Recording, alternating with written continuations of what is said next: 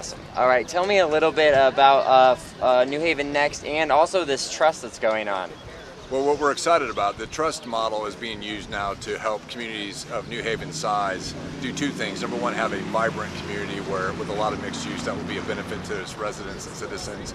Also address some of the housing issues and shortages, but also be locally owned.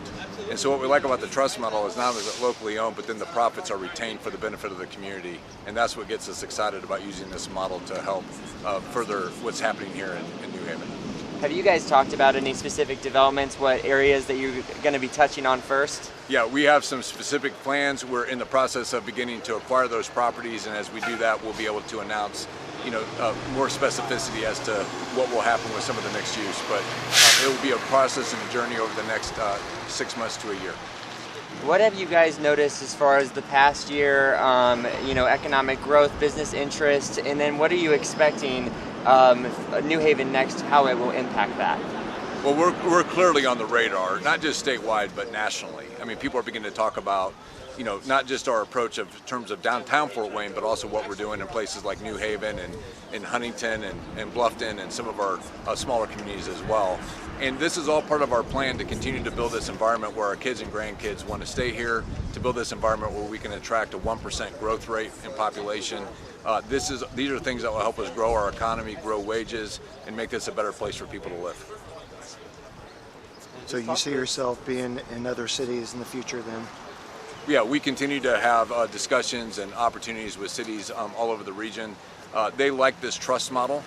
Frankly, government officials like the trust model because they like the fact that it will be locally owned and also the profits will stay within the community. And so we see this model being a model that we'll use in a variety of communities all over the state of Indiana. You talk about wanting to retain people, but also attract more people. Why is it important to have that economic growth that comes along with more people?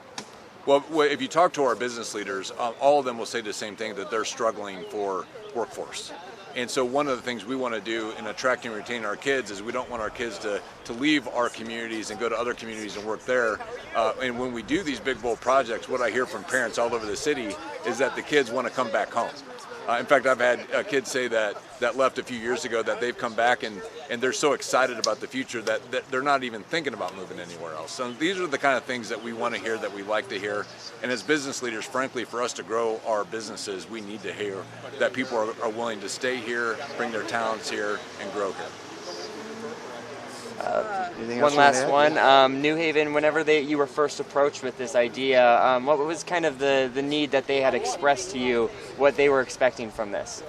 Well, people have asked me many times, like, what cities do I choose to work in? And I say it's about leadership. And I'm a big fan of Mayor McMichael and his leadership and his can-do approach and how he brings people together and collaborates. And then, we really looked at specifically what we needed here, which we need to address housing, we need to address some mixed use and bring more entertainment and some of the things that Mayor McMichael talked about.